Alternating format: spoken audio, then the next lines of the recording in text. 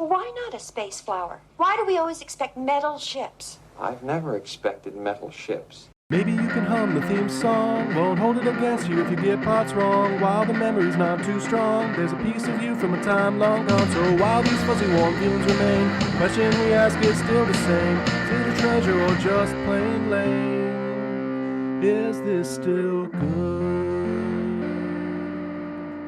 Hello and welcome to Is This Still Good, a podcast about removing nostalgia goggles and dusting off childhood treasures. I'm a host. My name is Gavin. I'm another host. I'm Sage. Whoa. Hey, Gavin. Yes? Have you ever felt like everyone around you is in a secret conspiracy to destroy and replace you? I don't know if they're listening or not, and I'd rather not talk about that on air. Oh, okay. Yeah, you don't want to... If there was some sort of, like, great replacement of people, you wouldn't want to talk about that? Shh. I'd rather talk about 1978's Invasion of the Body Snatchers. Good starring call. Donald Sutherland and directed by Philip Kaufman. We're going to spoil a movie that, came out almost, a long time ago. It's a little early for math. Almost 50 years, and we're 48 years ago. Yeah. I'm glad someone here is an enumerate. And that voice is my father. Welcome back to the podcast, Tom Murray. Hi, kids. Dadcast. That's right. How are you doing, Dad? Fantastic. Couldn't be better. And yourselves? Doing well. Still human last time I checked.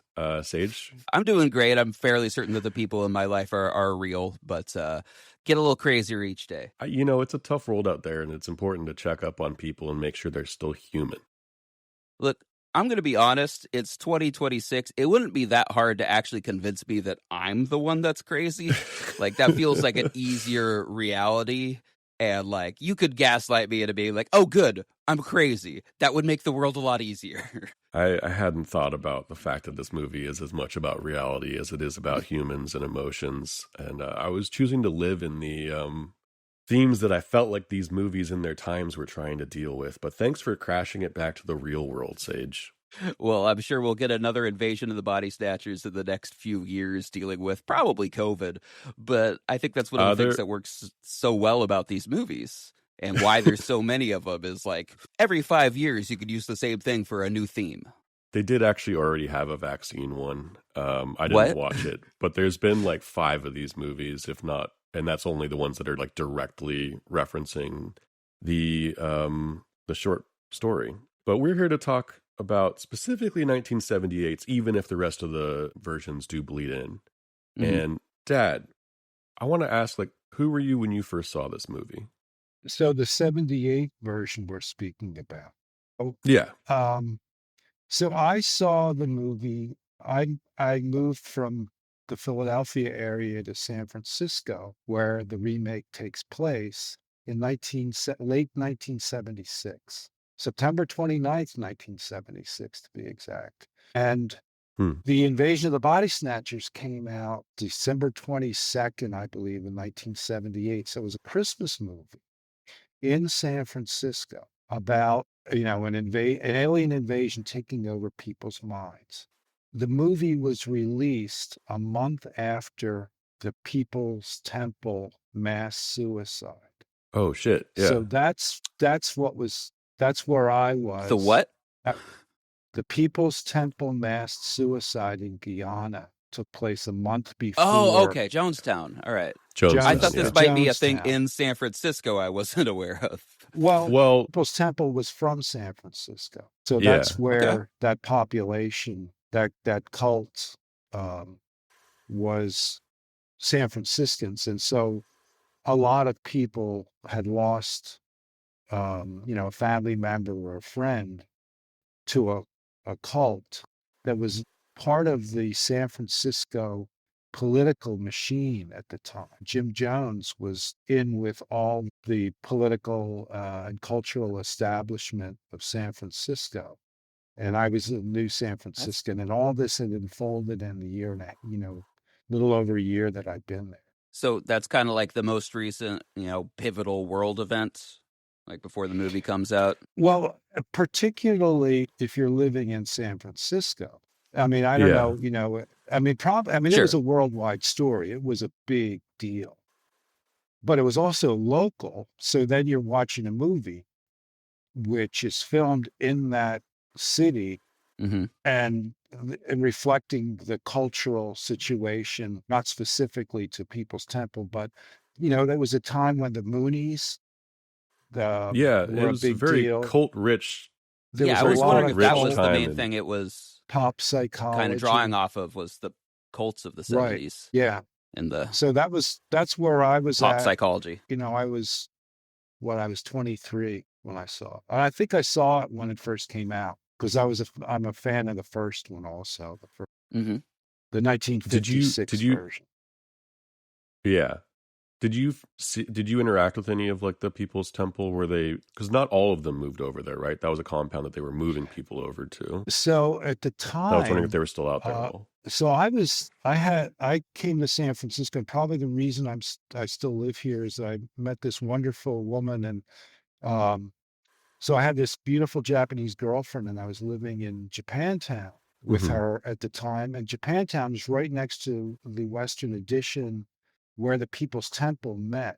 And in fact, I ended up substitute teaching in the same building, the People's Temple, where the original church or whatever it was, because it was part of a school complex. And then, so a lot of people in the Western Addition, it seemed to me, and I don't know this for certain, but it seemed to me there was like this bougie aspect of bleeding heart white liberals who were part of People's Temple, and then there were poor blacks. I may not be entirely correct, but I always like kind of knew that there was a lot of, because the hotbed of like cults seemed like it was mostly, that was such a milieu of the 60s and 70s in San Francisco. It's where I would It seemed, join a cult. but it seems so nebulous, and it almost seems crowded. Like sometimes the way it's talked about, it doesn't feel like there was room for regular people with the amount of cults running around. And when I was growing up, it was mostly like, you'd get the Mormons would have their outreach. I remember there was a pretty sizable temple still in the Bay Area there that I remember getting invited to parties out there. But it feels like the cult scenes kind of either got quieter in the more recent years or changed a oh, bit. I don't know. I think that's accurate. But in the 70s, so that was only the Summer of Love was 67. So it was only a decade after Right. the whole hippie thing and the beatniks. And a lot of people came out to California kind of chasing that, and probably myself included.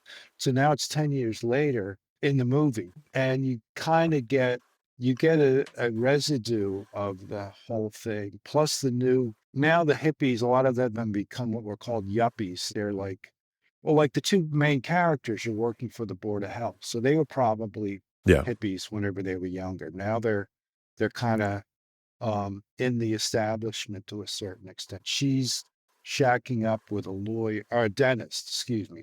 So they've kind of made a compromise with the man, as they used to call the government or the police or whatever. Do you remember But sincerely calling? Did you ever refer to the government as the man sincerely? no, always joking.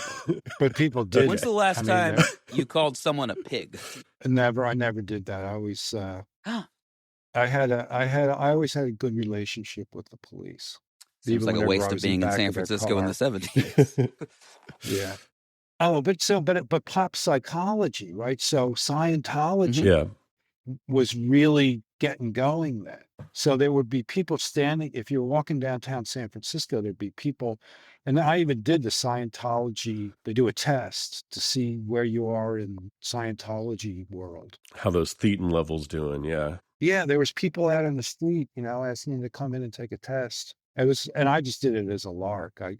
But there were Moonies, there were Jesus freaks, there were the Hare Krishnas. Um, I knew guys that ended up being like almost kidnapped to go to Boonville. They would all go up to Boonville and have dinner with the Moonies, and they talked to me because you used to be able to hang around in San Francisco by the Civic Center. It wasn't a drug den, and the Moonies would send like the Mormons. They send out a nice, attractive young couple to talk to you, and they invite you to dinner. And I told I Mhm. said, these really cool people asked me to dinner. I told my friend Bert, he said, "Oh, don't go. They're Moonies." And I had other acquaintances that Yeah. disappeared. You never see them again. They were moonified. Moonies already sounds like a derogatory term. Well, and the Moonies are still kind of around. The church Uh-huh. split, but they're actually really connected in government currently. So if we'd, talk too much about them, we might get flagged. I think they always were. A lot of sitting American politicians So have gone Reverend to their Sun parties. Myung Moon. Yeah. Yeah. Sage, you don't know about the Moonies at all? I know a little bit about the Moonies, but the part here that I really want to ask you is, you mentioned that it was up in Boonville. Is that where the Moonies were headquartered? We have to make this accessible Yeah. to the people not from San Francisco. So Up is that in related at all? Boonville, which 'Cause- is its yeah, Boonville has its own language. right. And I'm wondering if that's at all related, or that's just a second thing. Boonville's got like this pidgin language that you can still hear some of the real elderly Yeah. people speaking. I always figured that the Moonies just picked it because it was out of the way and no one would ever think to go to Boonville to see what they were doing. I mean, later that you remember that there was a later cult. They all dressed in red and had My God. sex. Bhagwan. Was it Bhagwan? Yeah. And they made a movie did that about him, and they ended documentary. up going up. Yeah. They went up to, I think it's Wild Country, and they, I can't remember the guy's name, but they were really big in San Francisco also, and they chose this rural town to take over, which led to bloodshed eventually. And Scientology also bought up a lot of land in the South and took over a town. It seems like, the compound way to go. You just don't want to wind up in the either Jonestown or Waco type of news cycle. I don't know. Jonestown seemed like really pleasant until the thing happened. Sure. Not to live there, But then but the just thing the area in the Guyanese jungle. yeah, I don't know how long they were down there. I don't think they were down there very long before they all killed themselves. It seemed to happen pretty quickly. Yeah, Very, things very sad. escalated. Yeah. I know a lot about that. Sage- What the real sad thing for me is, like, Guyana is its own country with its own culture, and like the only thing anyone knows about it in the world is like, yeah, all those whites went there and killed themselves in the jungle. It wasn't all whites. That's Okay. It was It wasn't Yeah. Guyanese. I'll tell you that much. right. It was like I said earlier. I think it was kind of whites and blacks, probably from different economic circumstances. And I should have said and he gringos was- to be more and accurate. Jim Jones was very much part of the he would be like woke today. He'd be part of the Yeah. far left democratic political system. He was one of the pioneers of that. Right. Sage, you ever join a cult? Would I know? I'll try. What's the closest I've gotten to joining a cult?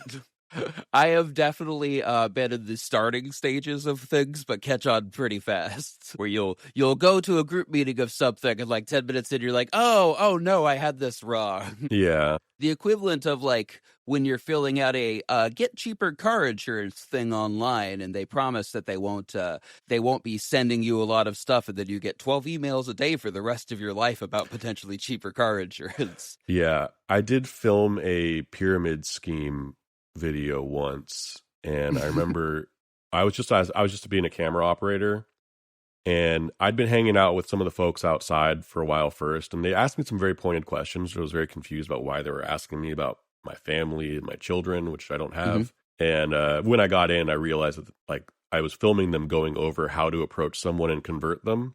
And I was like, oh, okay. So I just went through this. I was just targeted outside this building. Wild.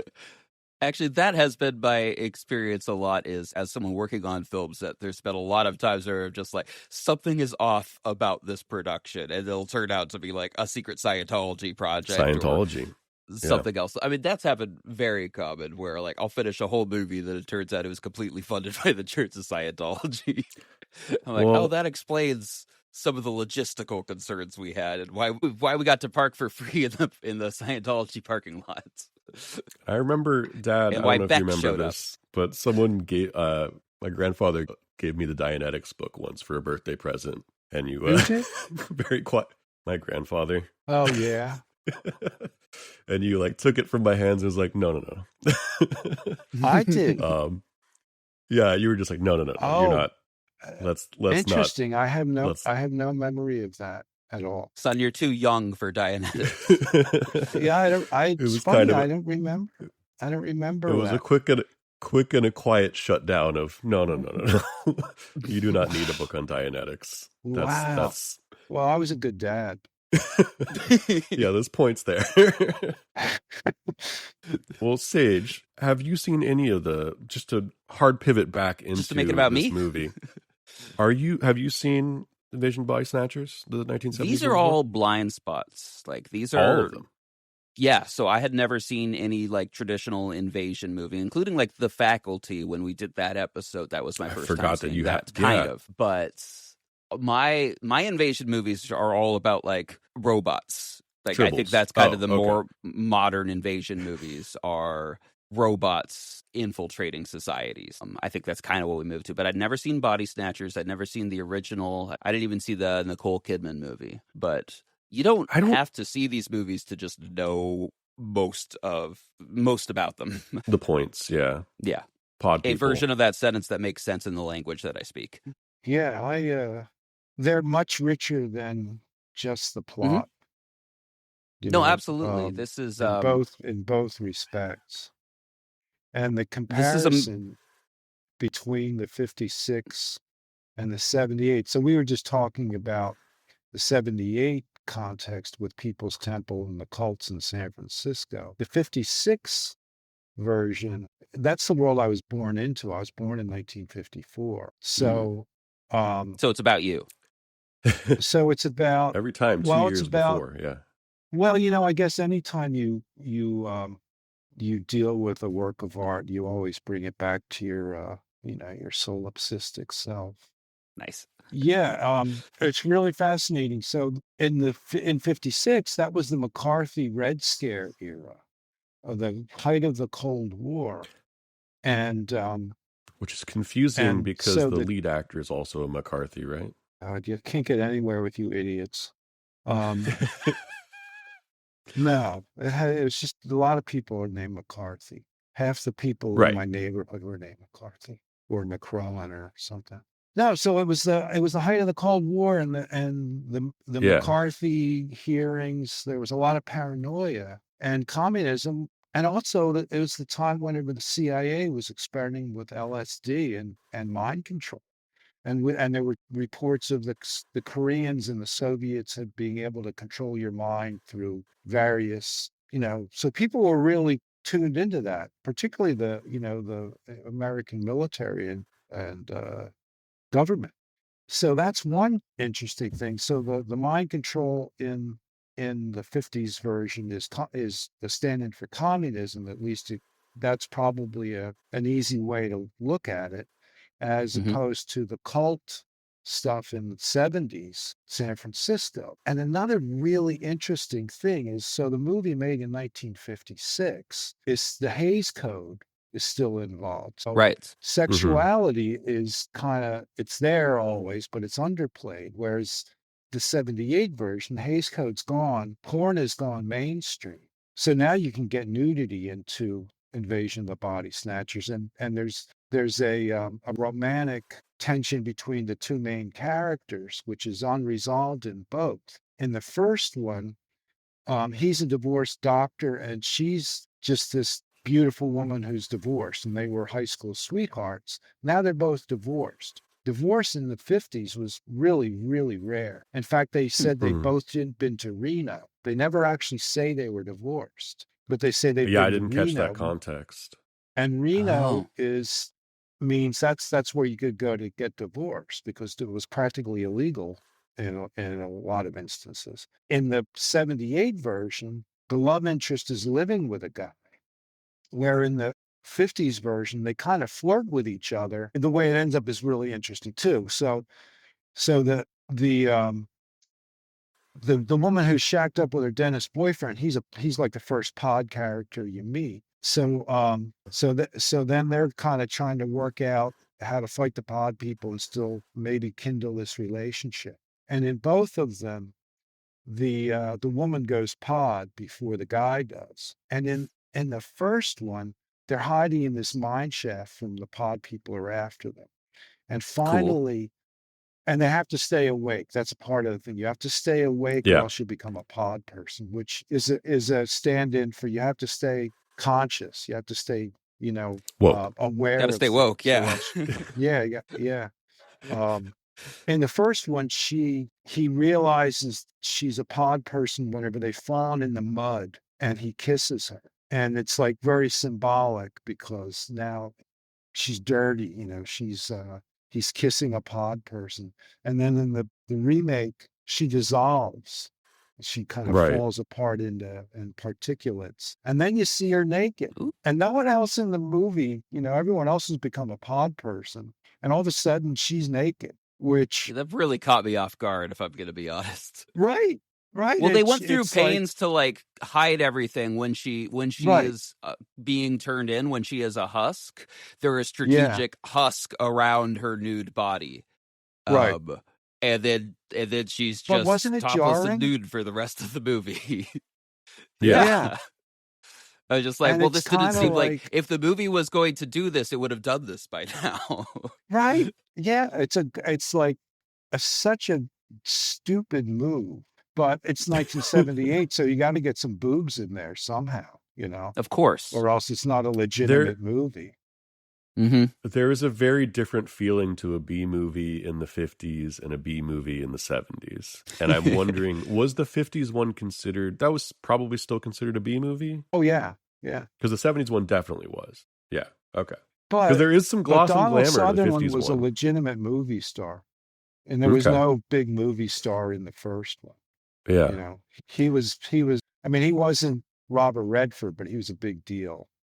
I I believe that found still that is. really, really fascinating. The way they dealt with sexual relationship in the two different movies, and how they both were people that were in a way compromised, um, but they were also very much of their time. Probably in the 50s, divorce was just getting going, um, and but it was still very risque.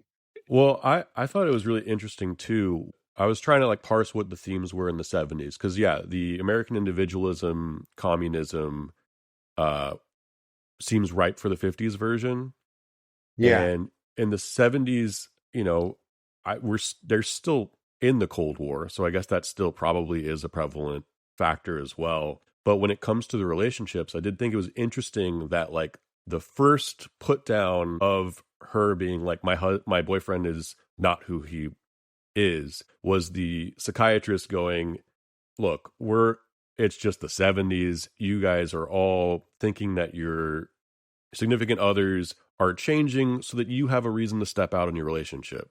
And you're so just acting crazy. Which seems like everyone's really eager to do in the 70s. well, that's the according to this Leonard movie. Nimoy's psychiatrist. I'm just going to throw this out there. He's Dr. Spock. He's speaking for kind of the culture of the kind of the nascent liberal establishment. An interesting thing in San Francisco politics of that time, it was the rise of the dominance of liberal politics in San Francisco. I think Sure. Moscone might have been mayor at that time. I'm not positive. I think it was before he was assassinated. But that was a real split in San Francisco. San Francisco had been conservative all through the 60s in terms of the political establishment. And now this is the era of Harvey Milk Yeah. and George Moscone. So it's right around this whole time period. The gay It's liberation movement was really going strong in San Francisco. honestly, it's hard for me to imagine a time where San Francisco wasn't liberal. But it wasn't, the establishment tended to be Irish Catholic. Moscone was Italian Catholic, and he was kind of a transition period from the older, more traditional conservative establishment in San Francisco. There's a really great book, not a great book, but it's worth reading. It's called Season of the Witch by David Talbot, and it covers that era from let they say the 60s into, I think, into the 80s maybe. Anyway, we're getting off topic, but it is San Francisco. No, I think that's actually very on topic. And I do want to talk about more about San Francisco especially, but I do think we should really quickly maybe just summarize the movie. Sage, Good do idea, you wanna Gavin. try it out? Absolutely not.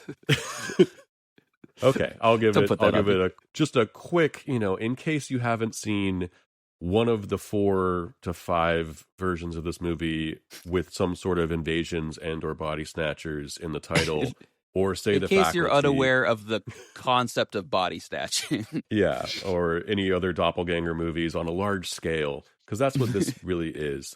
We start with a woman who decides that there's something off about her boyfriend. Her boyfriend is not who he says is just not her boyfriend anymore, and she can't figure out what it is. She confides in her boss, I guess, and close friend they both work in healthcare for the city of San Francisco. They start trying to figure this out as they bring in more of their friends. They go to visit a psychiatrist to maybe see if he can just talk to her to make her feel better about it, because her boss doesn't really believe that he thinks it's something that's working wrong in her brain, and let's figure that out. At the party, she runs into other people who are like, my husband's not who he says he is. Things are changing, and the psychiatrist admits that there's a lot of people doing this. I think it's just something in the water, but we should all really calm down, and it's fine. That being said, there's also a poet there who's a friend of theirs, who's played by Jeff Goldblum, and is very eager to talk a lot. It's a real Jeff Goldblum type. But they kind of put it down for the night. He goes back to his spa that him and his wife run. There they discover that there is a weird growing clone person of him that opens its eyes, and they're all freaked out. But when they call over the psychiatrist, the body's gone, and what could have happened? Who knows? They start realizing that maybe they can't trust anybody. They put themselves together in one of a room, all 5 of them, the only people they can trust, or the healthcare guy goes out in the back and discovers that he wakes up next to a bunch of pod people, and he's like, oh shit, this is really bad. They go on the run and are one by one taken down and replaced by vegetative people. That was messy, but I think that's the best I can do. I think that was excellent, Gavin. Yeah.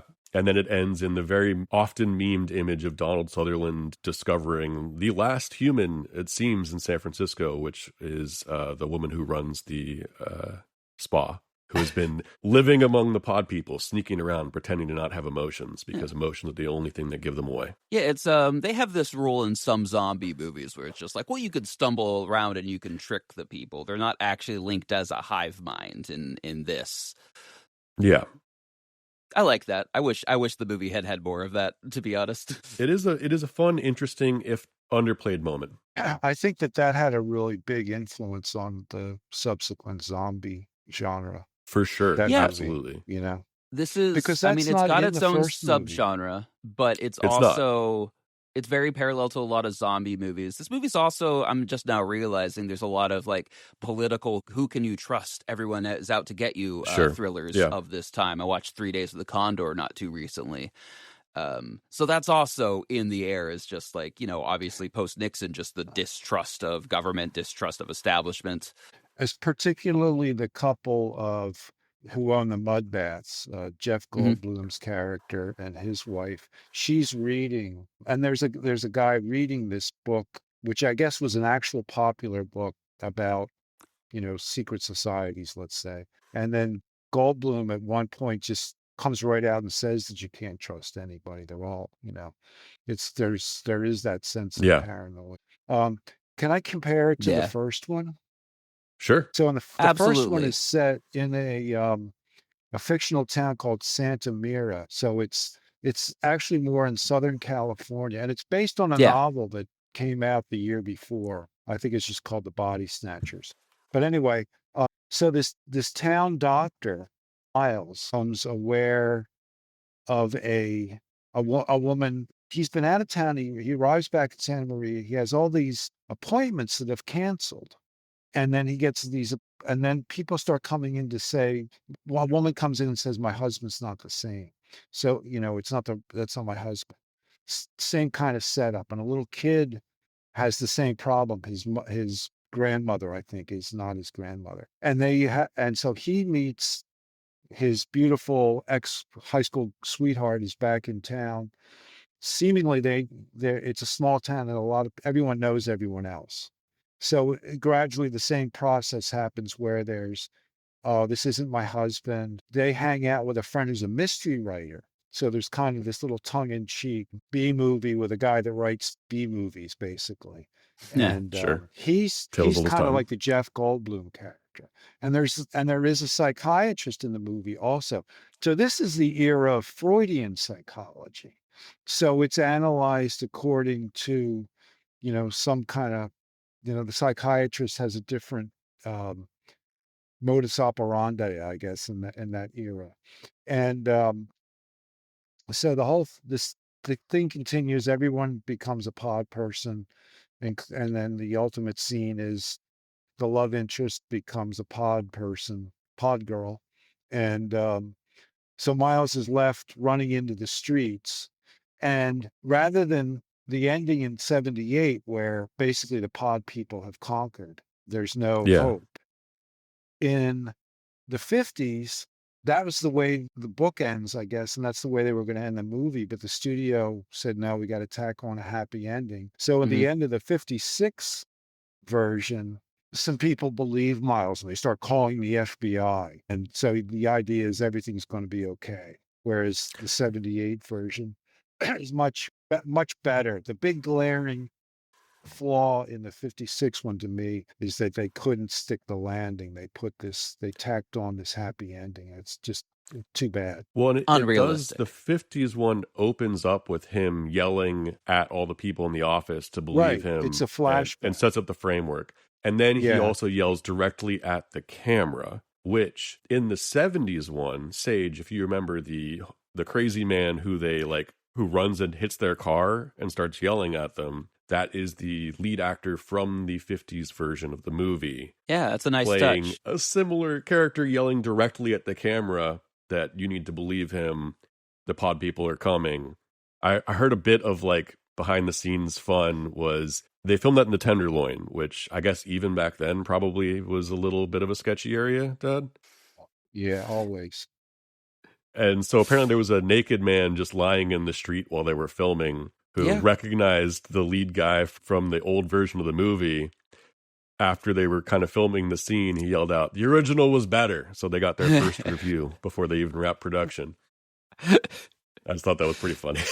There's a nice touch in this. We're not going to talk about the Nicole Kidman movie at all, I don't think. But Veronica No. Cartwright, who plays Jeff Goldblum's wife in this one, shows Yeah. up in a very similar role. Later. Fantastic. I The had Survivor read, yeah. lives on. It reminds me very much of The Yeah. Thing, where, the remake that John Carpenter did opens up with like a survivor from the chasing the dog, shooting at it.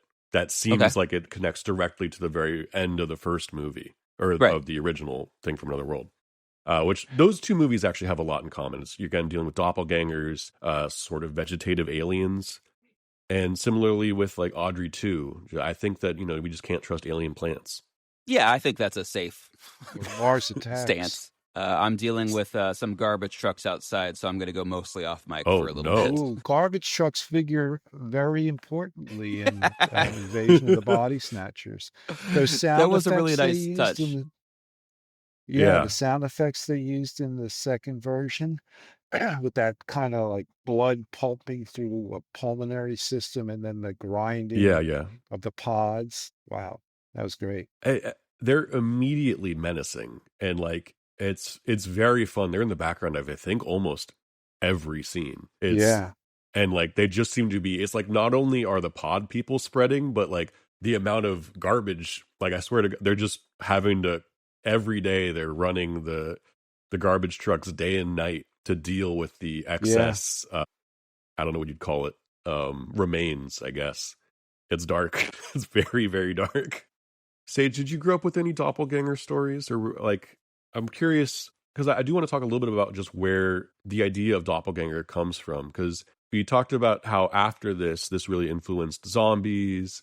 And, there's a great show on right now called Pluribus that also deals with a collective unconscious coming in. And the promise that is fun at the end of this movie, too, is when they're cornered and they're being injected with sedatives. And they're like, look, it's going to be so much better. There's no conflict. There's no, once you remove passion and emotions, everyone gets along. and it's going to just be so much better for everyone if you just comply.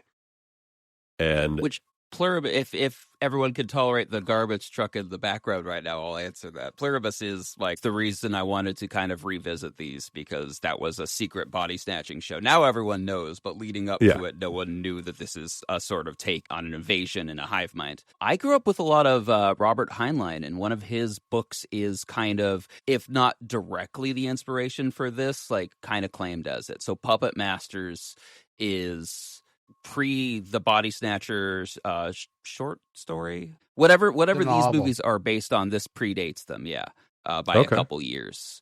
So it's early 50s, and it is a parasitic invaders from space. It's Heinlein, so it's very explicitly communists are invading. Like barely subtext, just like communist aliens slowly replacing people in positions of power, which is always just one of my favorite. That's the first season of Peacemaker also kind of does this with parasites taking over people in power. And I'm always a fan of just like, not just the who do you trust stories, but it's just like, who do you trust when like 0.1% of the population has been replaced? The entire police force isn't the baddies, but some of them are actually Hydra, but if they're choosing stuff correctly, like that. Yeah.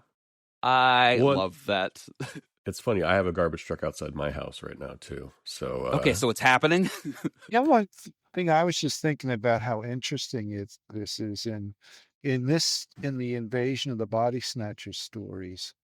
Other than what's her name showing up naked implausibly at the end of the 78 version, everything just proceeds.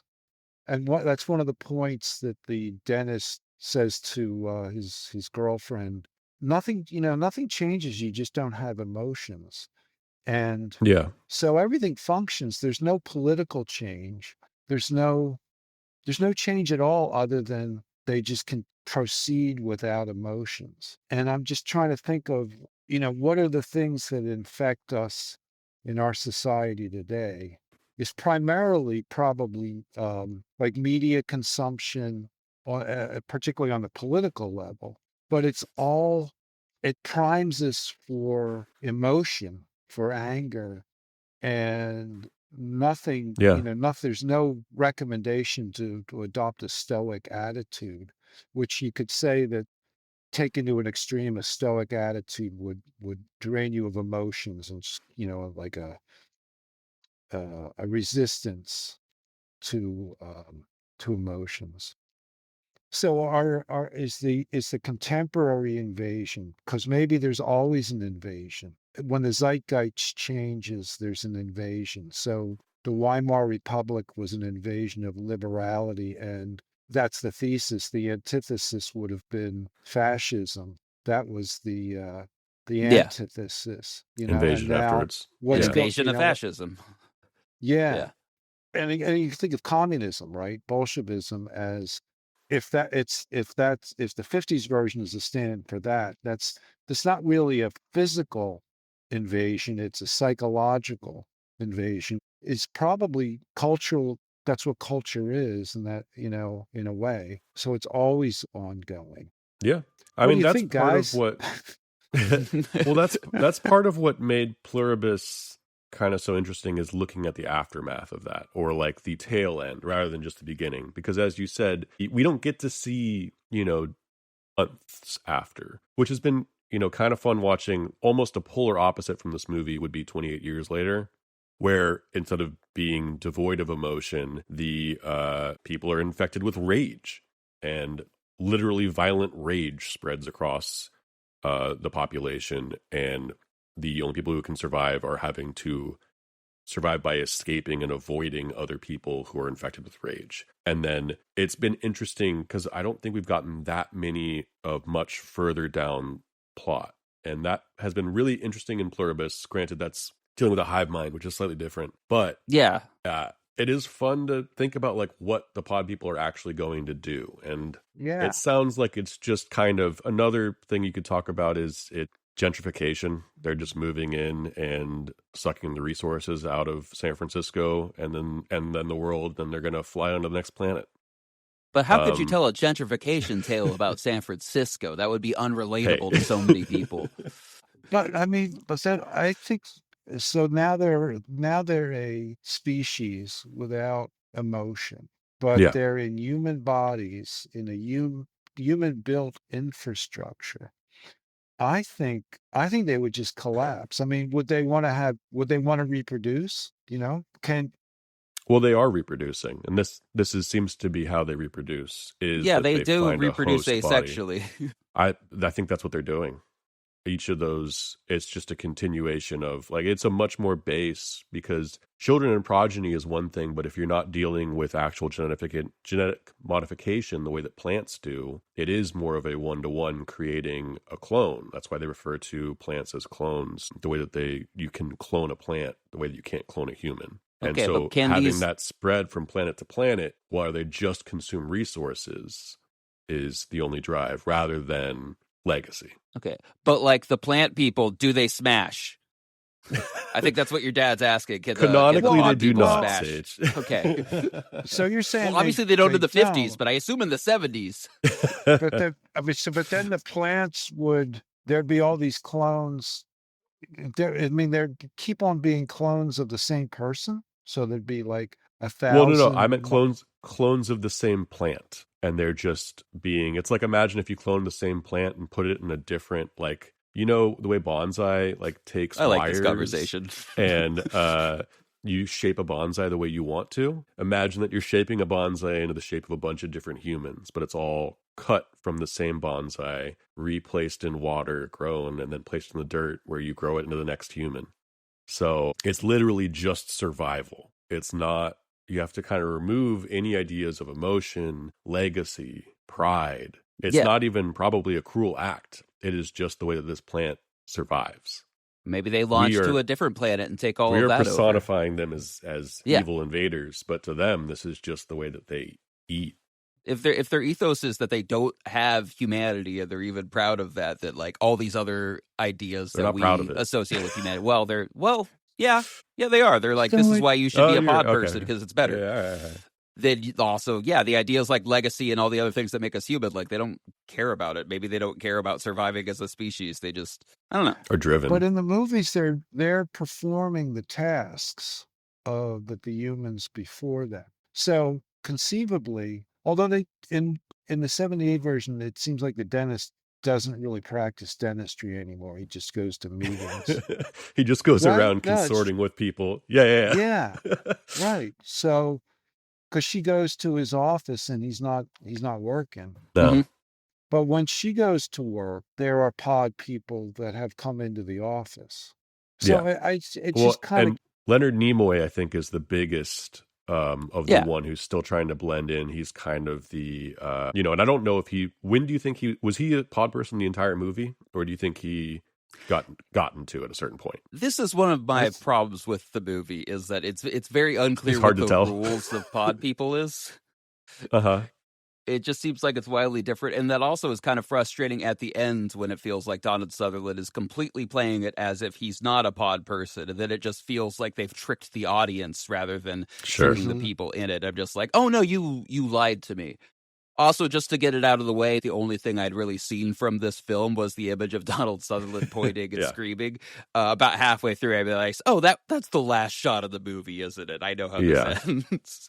It is a classic it's a little shot, unfortunate. But I agree with you that it's a little bit of a trick. Yeah. Yeah, it's a little deceitful of the film. And it's hard anytime you've got, like, I don't know how you direct an invasion movie, or I don't know how you direct actors because they have two roles. They have to like trick the other actors in the film, but they also have to trick the audience. And like, I don't know how you balance that. This movie did not fully balance that for me.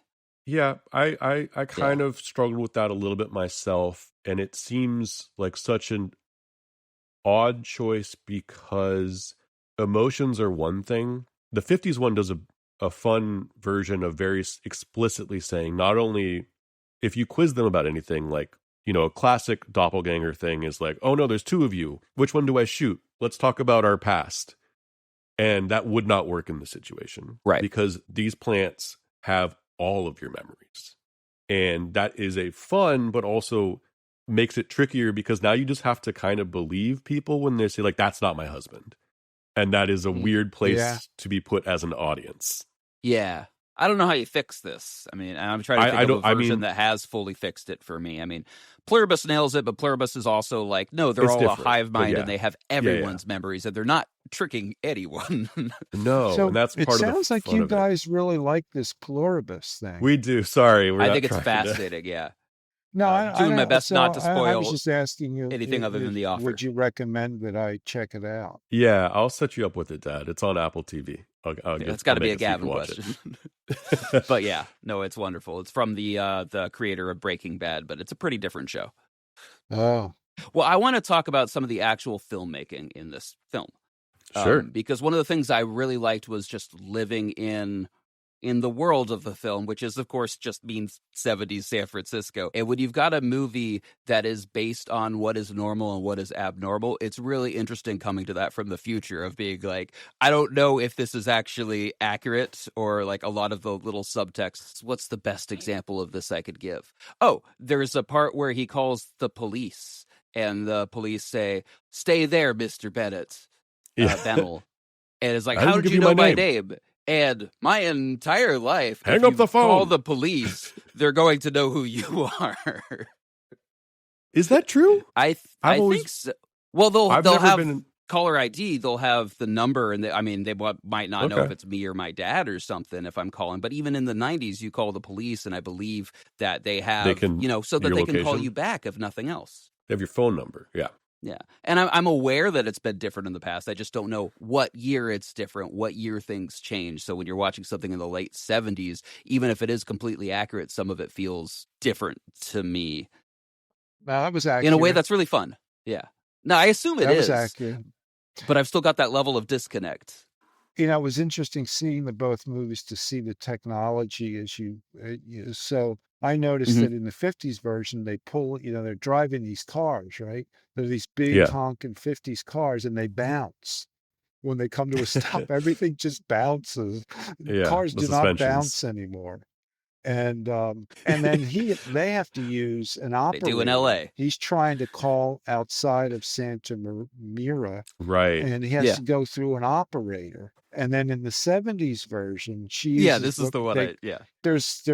There's rotary phones, there's push button phones, and there's what was called the princess phone. She has a princess phone. It was that oblong shaped phone. It was called a princess phone. Yeah. So the technology and you see their stereo systems. No one has a stereo system like that here. Anyway, it was very nostalgic for me seeing all. Well, it was cool for me specifically seeing San Francisco and honestly like how little it felt like it had changed. I recognized most of the locations. Like some of the storefronts had changed. Painted ladies. Yeah, she does. They really make the most out of San Francisco architecture. Yeah. Like this looks like a beautiful place to live. Right. Yeah. Until the stuff happens. And I think they might have actually been shooting in one of the government buildings too. Like I've walked around City Hall and they were in the Board of Health. Yeah. Which was Department cool. Of Health, Yeah. Yeah. I think like the first scene is in Alamo Square Park. Yeah. I think it's where the pod I was like are dripping in the rain. Yeah. Yeah, and you get to see the priest, and you have that really silly point of view shot from the swing watching the kid. Watching it. Yeah. The priest is I thought Robert the priest was Duvall. going to matter. It was Robert Duvall. Right. Okay, I wasn't crazy. I just like, what a weird thing Duvall. to have Robert Duvall at the beginning of your movie and then never again. And even the give him like a hero director of the shot. 1956 version is the cab driver that takes them so that makes more sense, yeah. 78 version somewhere. So yeah, he's the final. Or I thought it was over at that point.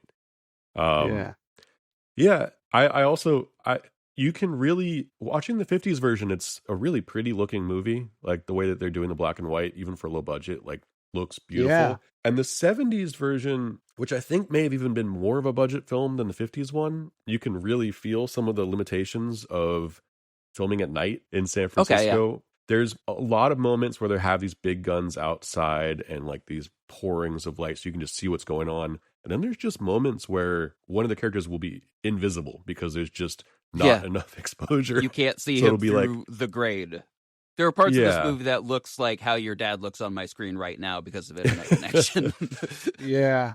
I really liked, especially for the sort of like conspiracy movies that I've been talking about, just the 70s style of.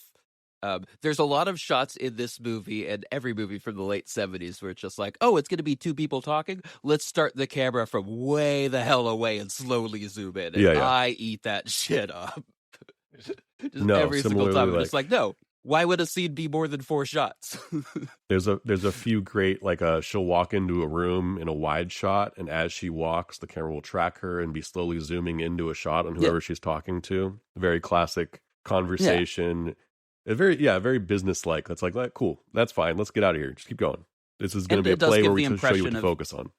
Of being watched all the time as well, whether you're in an actual point of view or more often not. Kind of like in horror movies, you'll have just shots through bushes that aren't even always from the point of view of a person. But it sure feels like it. Yeah. 100%. Just for being watched. San Francisco in 1978 was pretty grimy. Yeah. And I believe it. And not like today. Really get I always remember when they're in it looks to me almost like Clement Street. They're having a conversation outside. Oh, they leave the book signing that Leonard Nimoy's character's having. And they're outside, and it looks to me like Clement Street. But I see like a Chronicle newspaper box there and just handbills, and it just has that foggy. There's always a little gooey, in the Richmond, I guess. Movie. I was going to mention one other piece of fabric of the city is the man playing a banjo the whole time. Every time, I think that's in in the Civic Center. And we pass by him. He also seems to like be friends with with Donald Sutherland. And he leads to to get into our special effects corner. He leads into the dog with a human face at the very end, who's licking its lips through a human mouth, and spoils their ability to blend in because it's freaky. Yeah, I couldn't figure out what the hell that was. Was it a dog holding a face, or was it a dog with a human face? The pod next to the human and dog got confused and fused them together. So that is a human dog hybrid pod person. Yeah, I would not have been able to hold my shit together if I saw that. That was a really famous little thing. And as an anecdote, Jerry Garcia is playing the banjo. Wow, I did not recognize him. Okay. Oh no, well, it's not him. It's no. He's, Sorry. Now I put that together. Him playing the banjo. You didn't recognize Jerry Garcia's recording of a banjo, Kevin? I was going to say he looked svelte. Yeah. That's cool. That's fun. Do you know anything about like the actual like puppetry, prosthetics, effects? Because I didn't know that this was actually going to be as sci-fi or creature effects heavy as it was, especially because you spend most of the movie with just like some people aren't people, and then all of a sudden everyone falls asleep and the pods get up and it gets real goopy. And I did not know that was going to be a part of it.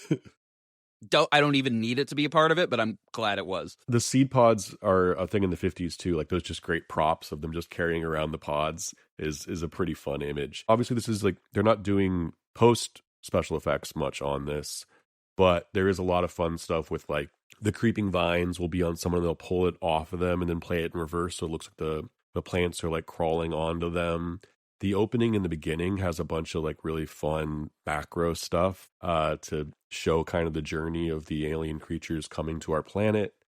And as far as I know, I mean, that's probably just a lot of Vaseline and lubricant on someone squeezing themselves out of a pod. When it comes to creature effects, the goopier the better. And that like is mostly just a lot of goop and some food coloring and some fun latex builds. I think it mostly looks great. Her evaporating on his shoulder was probably the only part where I was a little rough with, I guess that's just makeup on a dried husk of what was once a human is going to look a little rough too, but everything else looked pretty great. I don't know. I like how they're both goopy and dried out husks. Well, the new creatures are goopy and then the humans become dried out husks. They talk about how they tried to light people a little bit differently, or I guess do the makeup a little differently to show when someone was a pod. Okay. but I couldn't honestly tell. I can't visually tell who, unless they're sleeping and like their skin starts to dry out. Is the only clue that I could really see. Oh, okay. But yeah. Shall How'd we? you like the yeah, I was gonna bowl you in a sound corner, but I don't have to. I don't really have anything to say about the sound of this movie. There's a lot of ADR. There's a lot of actually. Here's what I will say. There is a lot of tell don't show in this movie that feels Sure. So when Jeff Goldblum finds the version of himself that's the dried out husk. But he pops into that scene and his nose is bleeding and it's very obvious. And then as they're running away from the scene, you just hear, my nose is bleeding. And I'm just like, that is not a thing that you would say or prioritize after you've just seen a husk body for the first time. And the movie did like stuff like that 4 or 5 times. We saw, and not only did we see that his nose is bleeding, but it's a big plot point and he's got a stuffed up nose that you even call to it later. So there are a lot of moments where it doesn't feel like the movie trusts the audience enough. When they're running around the greenhouses at the end, like it's a lot of wide shots of them and then dialogue over it explaining what the greenhouses are. Yeah. That does happen. There's a lot of that's like, no, we get it, and not just because we're more attuned to the genre of invasion. I know that that's important because you showed me. I don't need you to tell me. I think Kaufman realized that it being 1978 and this being Invasion of the Body Snatchers, that the audience was going to be stoned. So he felt like, the stoners are going to be the ones that are going to go buy a ticket. They're going to tune in. And so I better be helpful.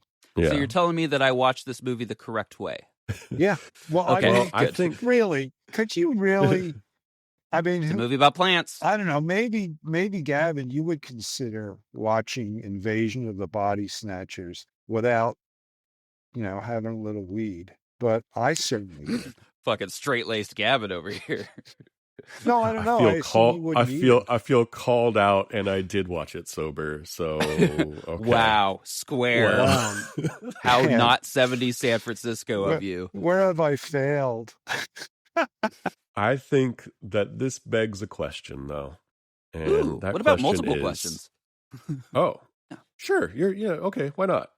Well, I'd like to know: is it still good? Oh, okay. Is it better as a memory? These are different options. Mm-hmm. Or do we inject it with sedatives and push it into a trash compactor? I'm going to go ahead and say for this movie, it rides a very fine line. I'm going to push it into better as a memory. I think that this is a very strong movie. I think that there's a little bit of pacing issues and a little bit of a thing that I haven't quite figured out, which we talked about, which is letting the audience in maybe a little bit, either more or less. I don't really know where to fall on it, on how we're supposed to figure out who is a pod person or not. And I know that's the whole conceit. But it doesn't trick my brain in as fun a way as I would hope. Yeah. And maybe that's not what they're trying to do. Maybe, but to me, I agree. Smoking weed and seeing a dog with a human face is great. Yeah. There's just something about it that keeps it from being something I could super easily recommend. And I think that it's just part of the rich tapestry. But I think that that's part of what this movie's place is. I think I've said the things that I don't like about this movie. It's not perfect. I acknowledge that it's really hard to ride that line of who's real and who's an imposter, but also that's the movie's job. Yeah. But I had so much fun living in this film with how it's shot and the time period. I'm definitely giving it a still good. I'm very glad that I got around to watch this movie, and I will watch the 50s one sometime soon. I wasn't able to squeeze it in before this, and I will never watch the Nicole Kidman movie. But when she shows up in the next Invasion, I'm sure I'll be because she was in the last one. It's a still good from me.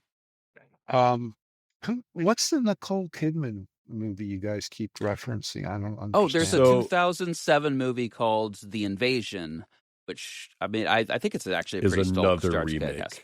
But since I never heard of it. Well, it does take place in DC, so I think it's probably saying a more. I believe the theme's probably even more obvious. Yeah, Daniel Craig's in it because it's a DC political thriller.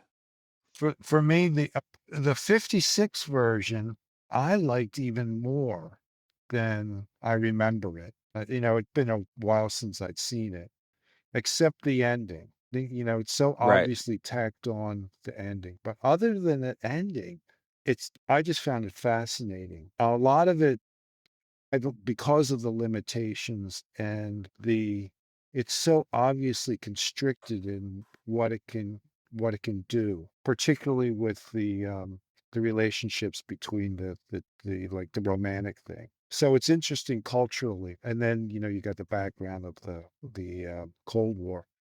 The '78 one, I loved it and I still love it, but I didn't, I saw more flaws in it than I remembered. I thought it went on Hmm. Hmm. like the whole, where he's in the greenhouse and he's destroying all the pods. So it was like really loud. What I liked about the first one, it kind of like it's very still. There's not a lot of violence, and it's not graphic. It's all suggestion. I really like that a lot. And the gratuitous nude scene at the end, I just thought was ridiculous. That you see, like you were saying, seen something like that previously. Yeah. They didn't set it up right. But I You, love the last scene, even though it's a trick. So I would say I would recommend seeing them both, and if you can see them, together or within a reasoned period of time, I think it's a really interesting juxtaposition. So better for the older one, not as good for the remake, however Okay. that translates into your um I don't think it does. I think you're membership saying profile. better as a memory. Yeah. The original's still good, and the second one's better as a memory. We'll lay it at that. Yeah, okay, I Um, there mean, you go. it could say something that if I'm the only one that gave it a still good, I'm also the only person who hasn't seen it before. right. So, One, Oh, I yeah. hadn't seen the '70s one before, but I had oh, seen okay, the '50s version okay. when I was growing up. Oh, I mean, Um, I do think that this is one of the best versions of something we're really interested in on this podcast, which is if you're remaking a property through time, what are you using it to say about the current moments? And that's why I think we'll get 2 or 3 more Invasion of the Body Snatchers before I die, I think. and it's it kind of funny has just to map it out. There's one about every 20 years. The first one Okay. was in '56. The second one was in '78. Third one was actually in 1993. Right, Body Snatchers. Yeah, Body Yeah. Snatchers. And then they realized it left off the beginning part of that one. So that's why 20 years later, 2007's was The Invasion. And so There's I guess the also an next one, adaptation it's going to be there's an adaptation of The Puppet Masters, which also has Donald Sutherland in it, and I just couldn't not drop wild. that. well, I don't know what all those other movies you're talking about. In my world, there's only these two, and Okay. I think the remake is probably a because remakes are so common now. I think this is a great remake, and I think Yeah. with all its flaws, still both of them are worth seeing. I really like them Mhm. Yeah, both. I'd agree with that. Even though I Yeah. also gave it a better as a memory, it's a very enjoyable film. It's just I not the also most full Okay, throated. I gotta go. Yeah. didn't know that this was a remake. Okay. Okay. Thank you for being I here, gotta go, Dad. guys. Love you. This has been Okay. a blast. Really Uh, appreciate it. all right, we'll wrap up without you then. Okay. Thanks for Till stopping next by. time. You guys can carry on, but I'm signing out. All right. Adios, Okay. amoebas. Bye. I like that. All right, bye, Tom. That's all never good. happened before. Well, Gavin, I have good news that unfortunately your dad's going to miss, and that is Oh. that we have the licensing deal for Invasion of the Body Snatchers. We have the right to remake this. Is it not just what's it called, public domain by now? The original story? That's a good question. I feel like we would have a lot more of these that were just literally called Invasion if that was the case. Probably. I believe the Apple show Invasion, which I didn't bring up because I think it would just confuse your dad. Sure. Is just a normal invasion story. I don't know. I almost but left like out no, the to the point that like mentioning I almost left out mentioning the '90s one at all, just to see if we'd get some hate mail. So please write us. I only found that out through research. I'd never heard of that movie, but the word invasion basically belongs to this franchise at this point, even though it's like I'm trying to think of things I've seen if a movie had invasion in the title, I would assume it was a body snatching movie. That's fair. Yeah. It completely owned that. But I'm gonna play the bumper here because we're about to reboot. We're reviving a canceled undercover police program from the 80s. Oh, it's not a remake, it's a reboot. You see, the guys in charge of this stuff lack creativity. What the fuck is a reboot? So all they do now is recycle shit from the past. We're working on less of a shriekful and more of a screamake. Expect us all not to notice. I like it. Another! All right, I want the alien pods to land on a world where robots have already taken over the humans. Huh. Okay. Not literally, but I think there's a version of this where if you get to truly understand the species, a better example would actually be like pods landing in the pluribus world. Something where you could have actual like hierarchical struggles.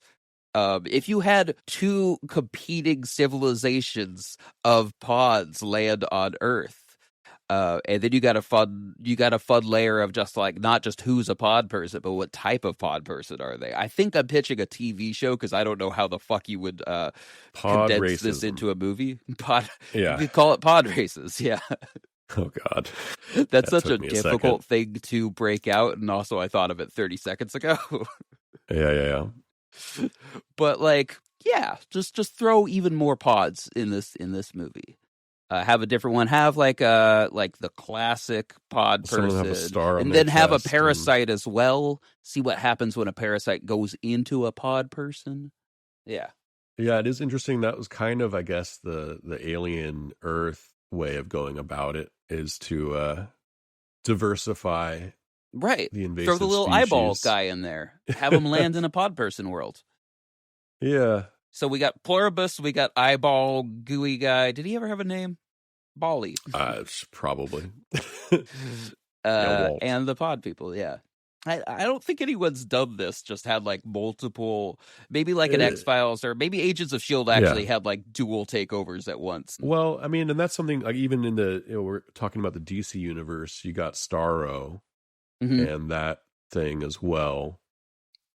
It is very easy to see when a person has become a Starro, though.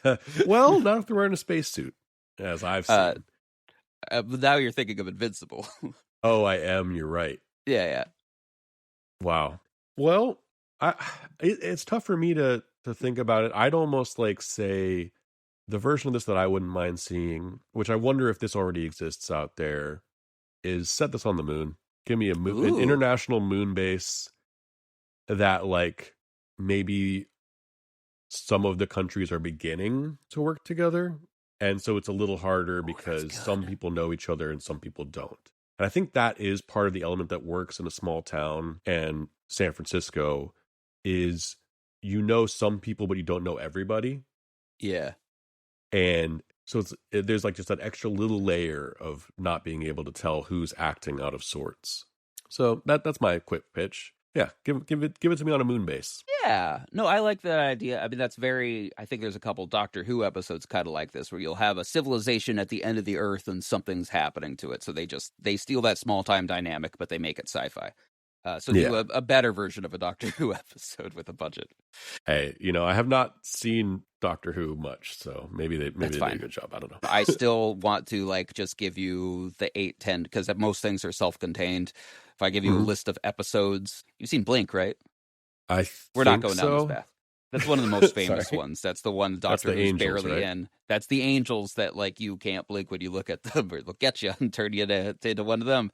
Which would be we could have with weeping angels in my pod race movie. When you called this movie, you said you saw the budget at parts. There's a legitimate shootout action sequence with explosions in this movie. That is There's true. so much of this movie I'm just like, oh, this is a movie that can do that.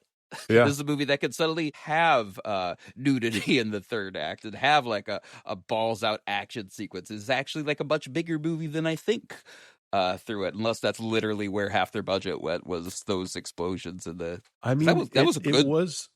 The Wikipedia calls it a low budget movie for the time, so I'm choosing to believe them on that. But that also being said, it was a huge hit, and So it doesn't feel like a small at least movie those by first 70 two standards. made very good money on their modest budgets, which is rad. All for that capitalism.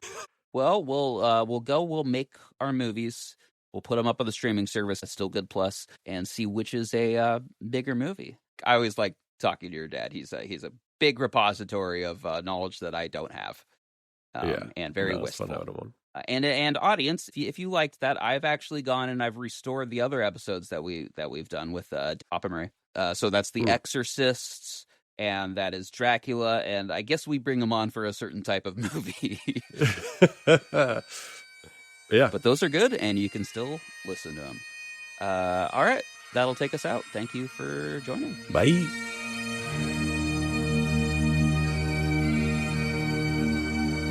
Hey, thanks for hanging out with us again on Is This Still Good? You can find us at StillGoodPod on Instagram, or send us a formal complaint to stillgoodpod@gmail.com. We love hearing from you. Please give us a like or review wherever fine pods are casted. It helps us trick those algorithms. You can find me across platforms at Hold for Playing. And I'm at Gavin V. Murray. Join us next time, whenever that may be. Bye.